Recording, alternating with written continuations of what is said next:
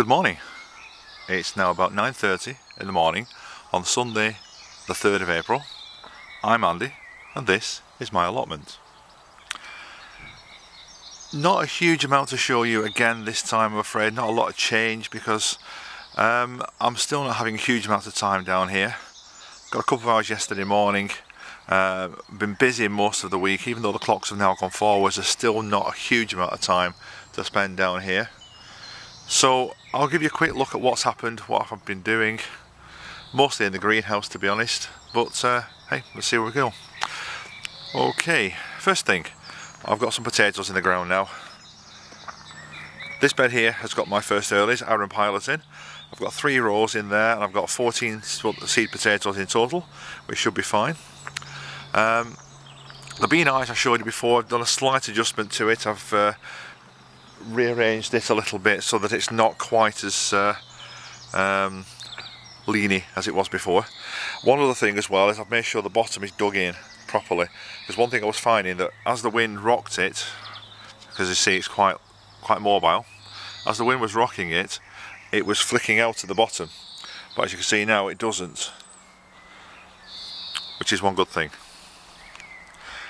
Anyway, I shall stop here for a second and come back to you.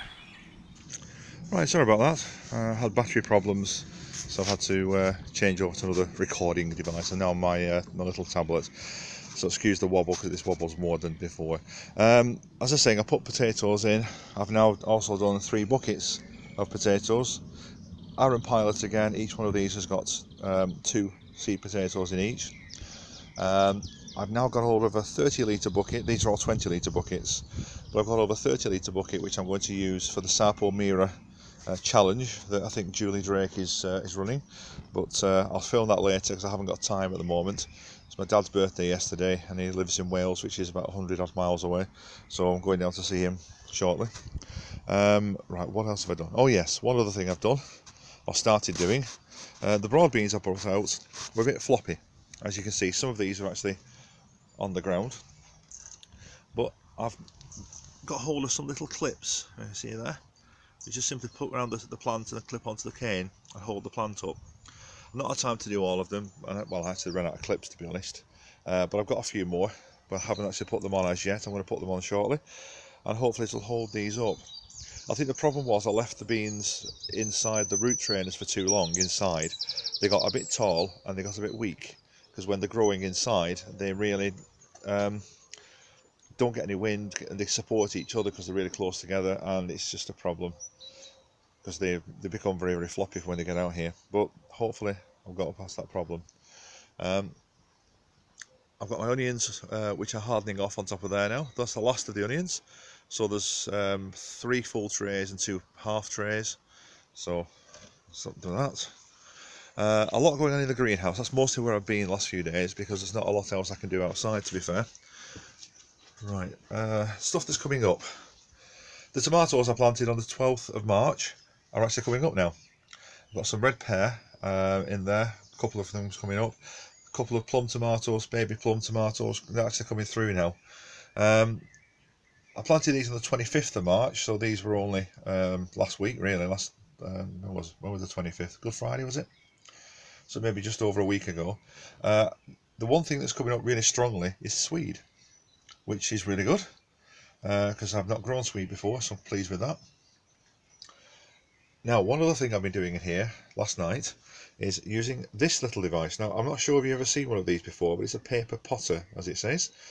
The idea is that you use it to make these things, which are little pots. And I've got quite a few of them. All you do is you take this, you wrap newspaper around it, about 2 foot long strip of newspaper, about 3 inches wide, wrap it all the way around, not too tightly because you can't get it off otherwise, and then you just press it in with your thumb, or your fingers, then really push it down hard on there, and then you can slide the pot off, and that's what you get. Biodegradable pots for nothing, effectively, or the price of the paper, which is neither here nor there. So, I've been doing that. What else is happening? Oh yes, let's just move this off here, wait a second. Under here, Lots of other tomatoes coming up now, as you can see, and lots of courgette type things. The ones on the left, where there's most of them, they're patty pans, the little white flying saucer ones. Next one along is the Gold Rush courgette, which is first to show but is really slow and carrying on. The next to that is another little zucchini courgette. Then I've got some tomatoes, Gardener's Delight on its own, and then on the right I've got some orange banana vine tomatoes. Never grown those before, so looking forward to seeing how they do. They'll be being potted on fairly soon, hopefully. Let's put this one back on top.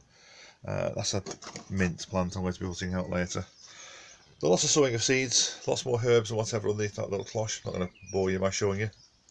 And the beans I planted on the 25th, as you can see, or maybe you can't. Yeah, there you go. Just coming through now, just starting to come up. So again, they've been there for quite some time. No, they haven't. They've been there for a week. And the garlic at the bottom, coming up strongly now. So they'll be going out fairly soon. Once they all start sprouting, and they've got a couple of inches tall, I'll be taking them out. Strawberry plants. These are strawberries which I've overwintered. I bought them last year, never actually got them in the ground. So what I've done with these is simply trimmed them all back, brought them into the greenhouse, and they're surviving, and there's one down there as well. And one other thing.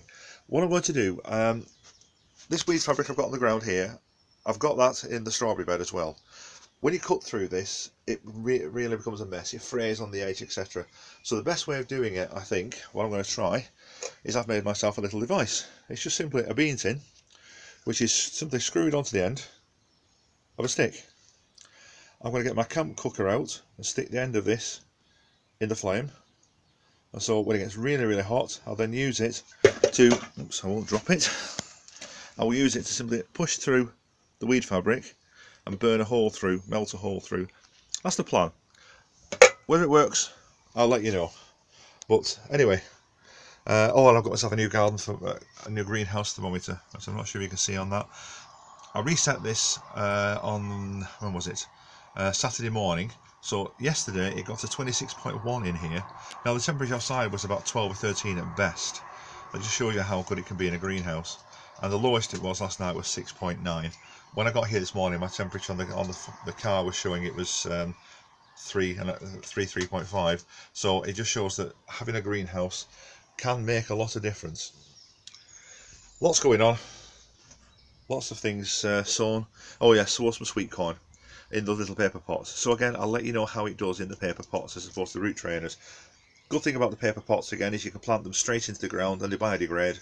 No need to worry about having to take them out and disturb roots and such like. Just plant the whole thing. That's the theory anyway. Right, well, that's it for today. A very, very short update.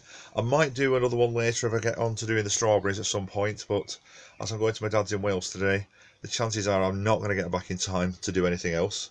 Hopefully, well, I might do. If I do, I'll let you know. Anyway, thanks for watching. Thanks to all the new subscribers. Thanks for all the messages that everyone sends to me. I do listen. I do watch what you've written, and I do respond to every message. So thank you very much. I do appreciate it. I'm just very, very happy that you all enjoy watching what I do. So thanks for now. See you next video. Bye bye.